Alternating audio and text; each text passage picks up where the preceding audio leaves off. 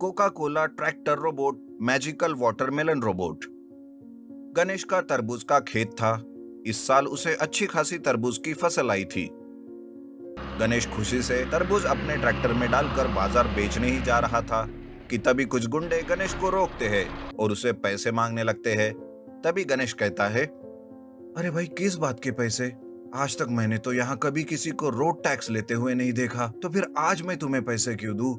चलो छोड़ो और मुझे जाने दो। इस तरह गणेश बड़ी ही हिम्मत से बात करता है।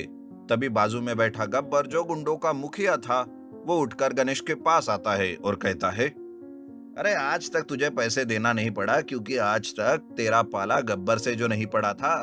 इतनी होशियारी दिखाने की कोई जरूरत नहीं है, समझे? तुझे महंगा पड़ेगा। चल चुपचाप पैसे निकाल और निकल यहाँ से। गब्बर के धमकाने के बाद भी गणेश उसे पैसे देने से इनकार करता है। तब तो गब्बर को बहुत गुस्सा आता है। वो गणेश को मारकर उसके पैसे छीन लेता है और उसके आदमी उसके सारे तरबूजों को फेंक देते हैं और उसका ट्रैक्टर भी अपने कब्जे में ले लेते हैं। बेचारा गणेश मार खाकर घर आते रहता है कि तभी उसे उसका दोस्त हितेश मिलता है। अरे गणेश, क्या हुआ? तुम्हारी ये हालत किसने की? तब गणेश गब्बर के बारे में सारी बात बताता है।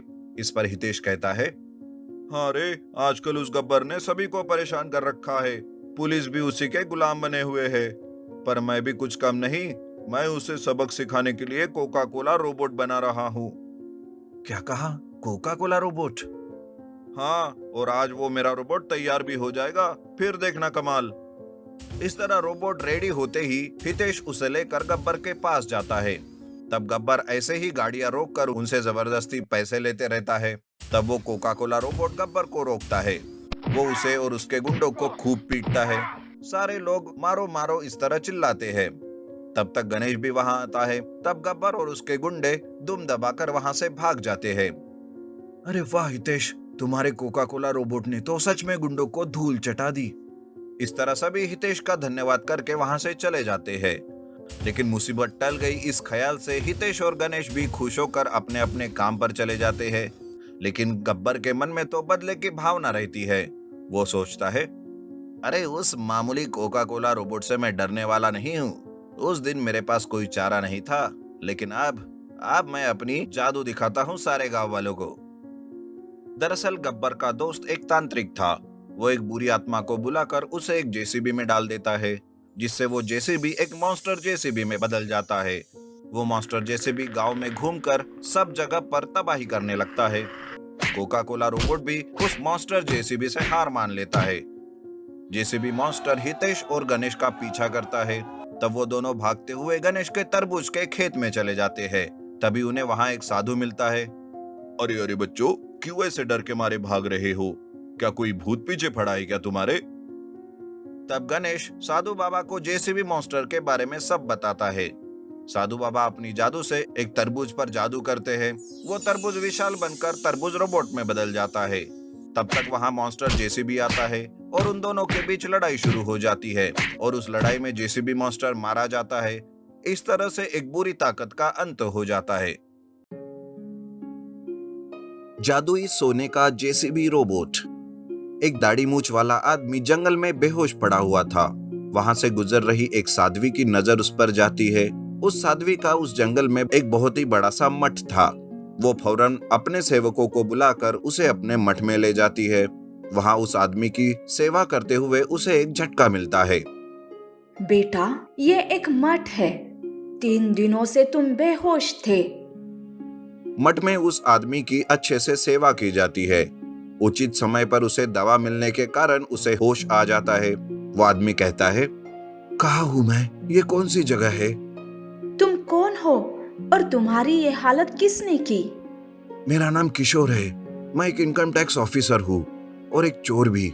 जो लोग इनकम टैक्स चुराते हैं और काला धन जमा करके और अमीर बन जाते हैं और जिन्हें बिना सबूत के हम लोग पकड़ भी नहीं सकते, उन लोगों को सबक सिखाने के लिए मैंने चोरी करना शुरू कर दिया। लेकिन उस दिन उसकी बात सुनकर सभी चौंक जाते हैं। किशोर उस रात की बात बताने लगता है कि आखिर क्या हुआ था। किशोर ने अपने इस चोरी के काम के लिए 2 आदमी मनोज और सुरेश को अपने साथ मिला लिया था। तब ऐसे ही एक दिन किशोर दोनों को बुलाकर कहता है, सुनो, आज हमें एक बहुत ही बड़ा हाथ मारना है। मुझे पता है कि उनके पास करोड़ों के हीरे हैं। तभी सुरेश कहता है, लेकिन क्या फायदा करोड़ों के हीरे चुरा कर? तुम तो थोड़े से पैसे हमें दे देते हो और बाकी के सारे अपने जेब में। पता नहीं क्या करते हो इन सारे पैसों का। हाँ सुरेश, तुम सही कह रहे हो। आज तो हमें सारी सच्चाई जाननी है, और एक बात, हमें बराबर का हिस्सा चाहिए, नहीं तो हम ये काम करने के लिए बिल्कुल भी तैयार नहीं है। तब किशोर उन दोनों को अपनी सारी सच्चाई बताता है। तब सुरेश कहता है, अच्छा, इसीलिए तुम्हें कौन सी चीज कहाँ रखी होती है ये बराबर पता चलता है। लेकिन फिर भी किशोर, हमें बराबर का हिस्सा तो चाहिए ही। बाकी तुम अपना हिस्सा बांटते बैठो गरीबों में हमारी बला से। किशोर कुछ पैसे उन दोनों को देता है और बाकी के गरीब लोगों में बांट देता था। लेकिन अब ये दोनों किशोर को ही धमका रहे थे। हमारी बात मान लो किशोर, छोड़ो ये गरीबों को दान करना। ये तो सही वक्त है करोड़पति बनने का, नहीं तो हम तुम्हारा ये राज पुलिस को ही बता देंगे। किशोर उनके इरादे जानकर उस दिन से कोई भी इंफॉर्मेशन देना सही नहीं समझता था। तब वो दोनों एक दिन मौका देखकर किशोर को मार मार कर जंगल में फेंक देते हैं। उसके पास का फोन, पैसे, साथ ही साथ एक फाइल जहां अमीर लोगों के नाम और उस जगह के बारे में इंफॉर्मेशन रहती, वो लेकर भाग जाते हैं। यही थी किशोर की सच्चाई। ये सब सुनकर साध्वी कहती है, बेटा किशोर, तुमने तो बहुत ही अच्छा काम किया गरीब लोगों की मदद करके, लेकिन उन दोनों को सजा मिलनी चाहिए। ये जादुई विभूति ले जाओ, इसके इस्तेमाल से तुम किसी भी चीज को अपने हिसाब से बना सकते हो। जाओ बेटा, जाओ। किशोर साध्वी का आशीर्वाद विभूति के रूप में लेकर जाता है और सीधा उन दोनों के पास चला जाता है। उन्हें आवाज देकर वो बाहर बुलाता है। तब वो दोनों भी किशोर को जिंदा देखकर हैरान हो जाते हैं। तब किशोर कहता है, क्यों हैरान हो गया ना मुझे देखकर? जो गरीब लोगों की मदद करता है ना, उसकी मदद खुद भगवान भी करते हैं। अरे तुम जिंदा कैसे हो और वापस क्यों आ गए हमारी जिंदगी बर्बाद करने? तुम्हारी फाइल की वजह से हमने काफी सारा माल जमा कर रखा है और आज तो तुम हमारा कुछ भी नहीं बिगाड़ सकते। ऐसा कहकर सुरेश और मनोज अपने रक्षकों को बुलाते हैं। उनका रक्षक कोई इंसान नहीं बल्कि एक रोबोट था। रोबोट किशोर को मारने जाता है। उतने बड़े रोबोट को देखकर किशोर भागते रहता है कि तभी उसे एक जेसीबी दिखाई देता है।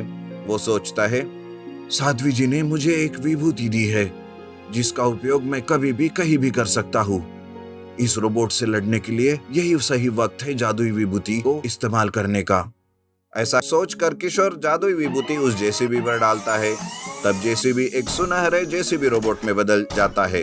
जादुई सुनहरे जेसीबी रोबोट और उस रोबोट के बीच लड़ाई शुरू हो जाती है।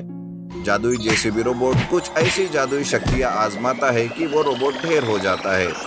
जेसीबी रोबोट सुरेश और मनोज को भी मार मार कर अधमरा कर देता है और कुछ चोरी के माल के साथ उसे पुलिस के हवाले कर देता है।